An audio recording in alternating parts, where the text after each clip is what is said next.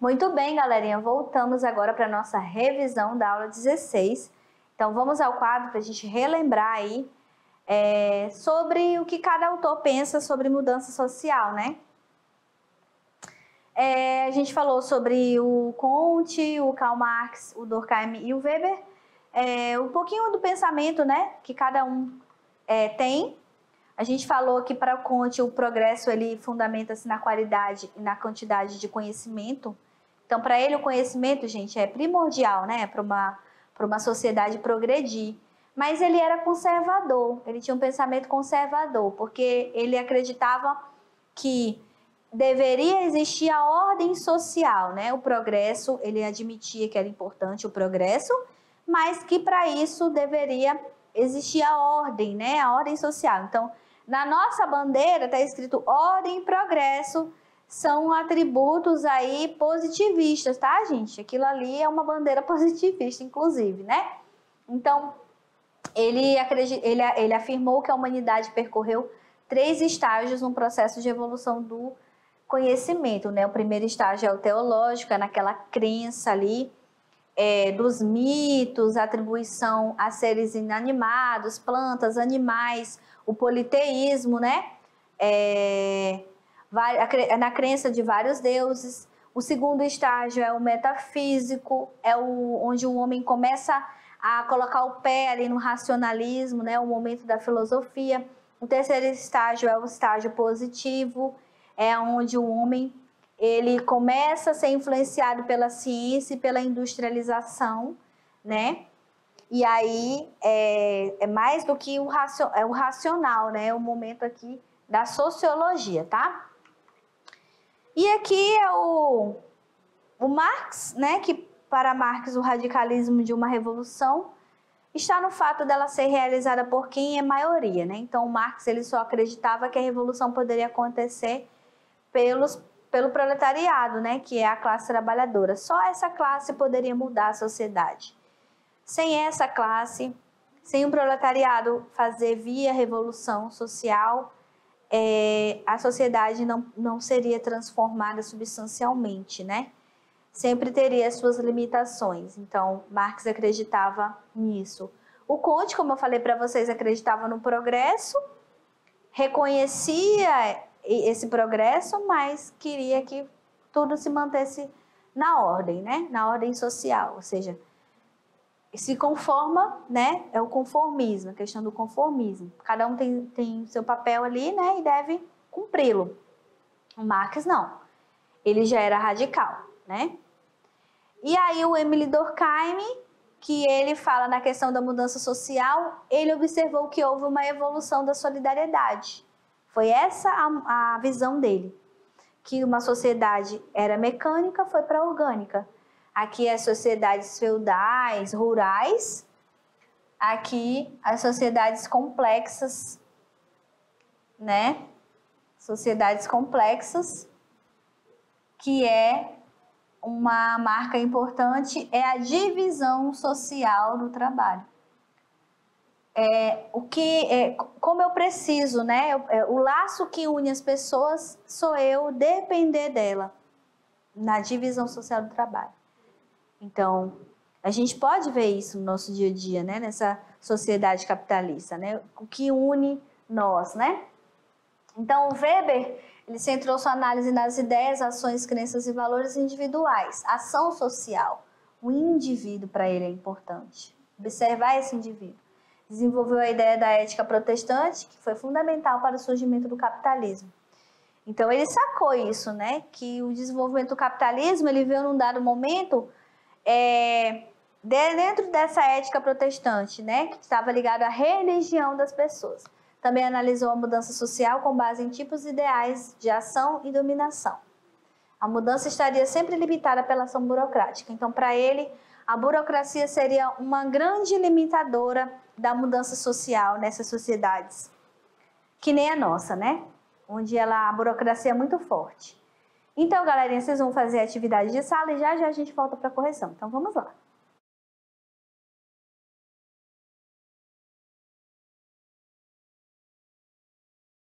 Muito bem, galerinha. Voltamos agora para corrigir, né, as nossas questões. sobre a nossa última aula de conteúdo. E então eu peço que vocês já vão se preparando aí para nossa avaliação. Então a nossa avaliação já está chegando, né? Já vai ser na próxima aula. Então peço para que vocês revisem esses conteúdos da segunda unidade com afinco, vejam os vídeos, né? Então se apropriem que a nossa avaliação vai ser só sucesso, né? Eu tenho certeza que vai ser só sucesso, tá bom? Então vamos lá para a correção. Na questão 1, é uma questão da Unesp, né? À medida que se foi estendendo a influência da concepção de vida puritana, e isto naturalmente é muito mais importante do que o simples fomento da acumulação de capital, ela favoreceu o desenvolvimento de uma vida econômica racional e burguesa. Era a sua mais importante e, antes de mais nada, a sua única orientação consistente, nisto tendo sido o berço do moderno homem econômico. Então, aqui é um trecho do livro do Max Weber, né? Que é a Ética Protestante e o Espírito do Capitalismo. Isso, gente, foi uma revolução, né? De acordo com o texto, Max Weber está apontando para o desenvolvimento de uma vida econômica racional e burguesa, e o desenvolvimento do capitalismo a partir da influência do quê? O que foi uma influência importante para o capitalismo se desenvolver? Ou seja, não tem a bomba, o boom? Sim, foi importante para ele se desenvolver. Foi isso aqui. A ética protestante. Então, Weber percebeu que para o capitalismo ser o que ele é hoje, foi importante aqueles indivíduos, aquelas pessoas terem uma ética protestante, exercerem essa religião. Por quê? Porque essa religião ela fazia parte dessa vida regrada, era um estilo de vida racional, né? Desse homem econômico, onde ele não tinha luxúria, onde ele não fazia, né? Tinha ostentação. Então, a vida dele era mais regrada ali, né? Por conta disso. Então, isso foi importante para o desenvolvimento do capitalismo, tá? Muito bem, outra questão da Unesp, né? Pode-se afirmar que a sociologia contemporânea herdou as contribuições de autores considerados clássicos do pensamento sociológico, a partir dos quais desenvolveram correntes teóricas, né? Então, deixa eu falar uma coisa para vocês, gente. Às vezes a gente traz os clássicos e o pessoal, é chato, é isso, é aquilo. Mas é interessante a gente perceber que os clássicos da sociologia, eles foram os que vieram depois, todos esses livros aí que vocês podem ver, o Bauman, o Bourdieu, quem mais? O que eu citei aqui, o Byung-Chul Han, o Jonathan Crary, todos esses caras que fazem essas coisas aí que vocês veem, eles surgiram a partir do pensamento desses três aqui. A gente fala que são os três porquinhos, né? Que é o Max Weber, o Karl Marx e o Émile Durkheim. Então, por que eles são clássicos? Porque todo mundo veio, tirou algo de algum deles aqui e escreveu algo, escreveu uma ideia, desenvolveu uma ideia deles de acordo com a corrente teórica que eles criaram. Então, é por isso que é importante a gente conhecer eles, né? Porque eles são a fonte. Não tem a fonte? A fonte é eles. A fonte é o Weber, a fonte é o Marx e o Durkheim. Então, é muito importante a gente sacar, né? O que cada um ali escreveu, o que cada um pensou, porque acaba sendo aí mais fácil compreender o resto, né? Fica mais tranquilo, inclusive, a gente compreender os outros autores, os contemporâneos.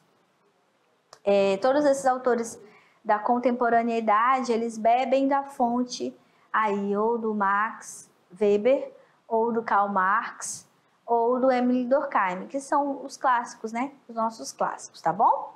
Então, para quem acha que é chato, né? Lembre-se que o que se pensa hoje vem desses caras, né? Dentro da sociologia e dentro de várias áreas do conhecimento. Vocês acham que vocês na pedagogia não vão conhecer sociologia? Vão e vão ter que conhecer muito. Na psicologia vão e vão ter que conhecer muito, porque a psicologia, gente, ela não é mais aquele pensamento do indivíduo. Ela tem que estudar muito a sociedade da qual o indivíduo faz parte. Aquela psicologia que achava que colocava todos os estudos dela no individual, sumiu. Hoje a psicologia ela é social. Você precisa conhecer o tipo de sociedade da qual esse indivíduo faz parte. Analisando, conhecendo essa sociedade, você vai conhecer o comportamento do indivíduo. Por que ele se comporta desse jeito? Por que existe tanta gente depressiva? Por que tem gente que comete suicídio? Né? Então, todo mundo vem beber aqui, ó, na fonte desses teóricos aqui, desses estudiosos da sociologia, tá? Questão 3 diz o seguinte: no que diz respeito às relações entre sociologia e mudanças sociais, pode dizer que, né? Então, a sociologia é uma ciência que visa apreender cada sociedade em um dado momento, sem poder explicar suas transformações, que são objetos da história? Não, né, gente? Nada a ver. Isso não é objeto da história, não. Esse é objeto da sociologia, né? Então, o objeto da sociologia é tentar compreender o tempo inteiro as transformações que ocorrem dentro das sociedades, né? Entender isso é entender o tipo de indivíduo que está sendo produzido nessa sociedade. É por isso que a psicologia se apropria muito da gente também, porque essa é a intenção, né?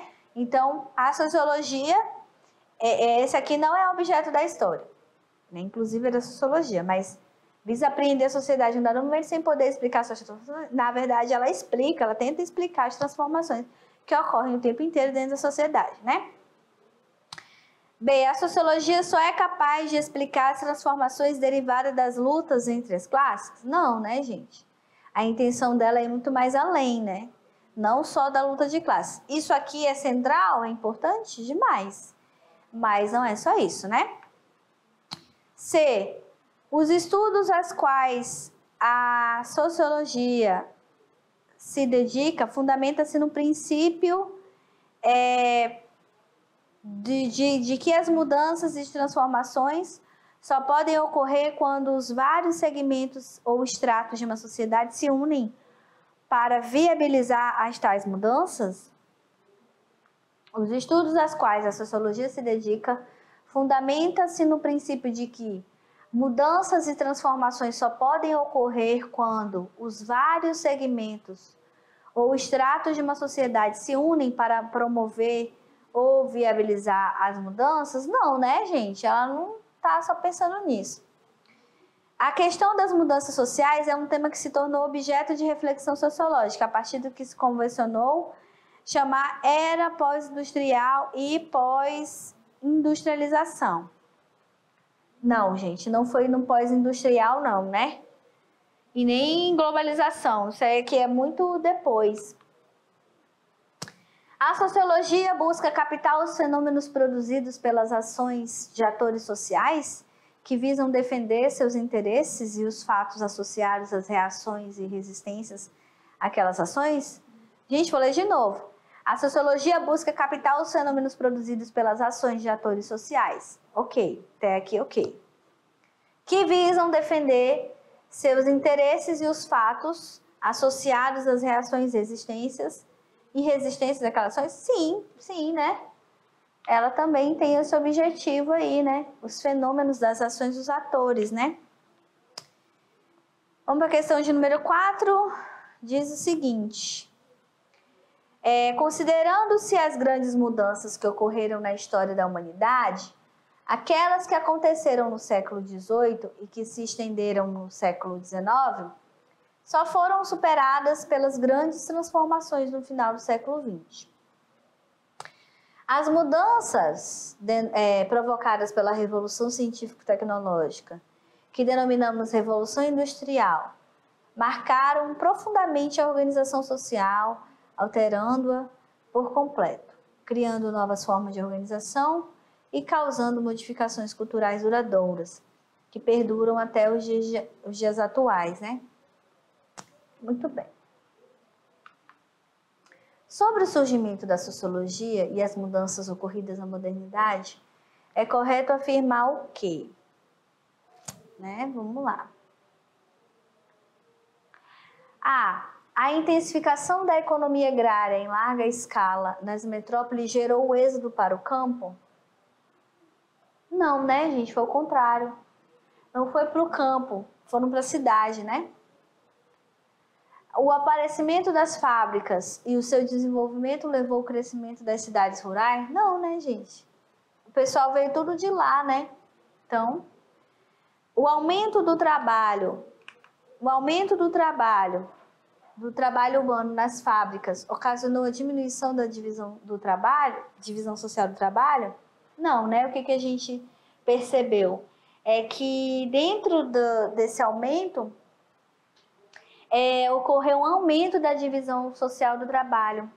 Não é que cada um faz uma coisinha nas fábricas? Um coloca um grampo, o outro coloca um botão, o outro coloca um velcro, o outro, na verdade, aumentou aqui, ó, tá errado, aumentou a divisão do trabalho. A agricultura familiar desse período foi o objeto de estudo que fez surgir... Não, meu Deus, tá super errado. Lembra que a sociologia é a ciência da crise, né? Então, da crise do quê? Da crise ali do sistema feudal para o capitalismo, o surgimento do capitalismo, né? Então, não tem nada a ver, não foi objeto das ciências sociais. Lembrando que as ciências sociais é a antropologia, a sociologia e a ciência política. E vocês têm tudo isso aqui na nossa aula de sociologia, né? Então, só sobrou essa. A antiga forma de ver o mundo não podia mais solucionar os novos problemas. Então, essa era a pretensão da sociologia. Era fazer com que as pessoas pudessem aí dar conta dessa transformação tão grandiosa que estava ocorrendo na sociedade. Porque todo mundo tinha um estilo de vida, né, gente? Todo mundo tinha um estilo de vida ocasionado pelo modo de vida do campo, que ia desde o trabalho até a vida dentro de casa. Com o início do capitalismo, tudo mudou, né? Não só a relação das pessoas com o trabalho, com a economia, mas as pessoas de uma forma, a relação pessoal, né? Da vida privada das pessoas, ali de dentro de casa, né? Então, foi uma revolução mesmo. Então, a sociologia ela veio com essa pretensão de tentar entender e ver os novos problemas, tentar solucionar também os novos problemas, né, que estavam surgindo com o início aí do capitalismo, tá? Agora vamos para a última questão, né? Para Comte, o progresso se fundamenta na qualidade e na quantidade de conhecimentos da sociedade. Então, ele reconhece isso, né? Com base nisso, ele afirmou que a humanidade percorreu 3 estágios no progresso da evolução do conhecimento. Aí, para citar, né, cada um estágio aí, que é o teológico, o metafísico e o positivo, que é o momento da sociologia, né? O teológico é onde o homem ele está nessa fase das crenças, né, do politeísmo, acreditava nos deuses, em seres inanimados ali, né, nessas questões, né, em objetos, enfim. O metafísico é o momento da filosofia, onde ele começa a racionalizar, a questionar, e o positivo, né, essa valoração para a ciência e para a industrialização, que é esse momento da sociologia. Então, essas são as nossas referências bibliográficas. Lembrando que na próxima aula a gente já vai fazer uma revisão, tá, galerinha? Estudem, façam revisão, para que vocês tenham muito sucesso. Se apossem aí da sociologia que vai dar tudo certo, tá bom? Então, fiquem bem e até a próxima aula. Tchau, tchau!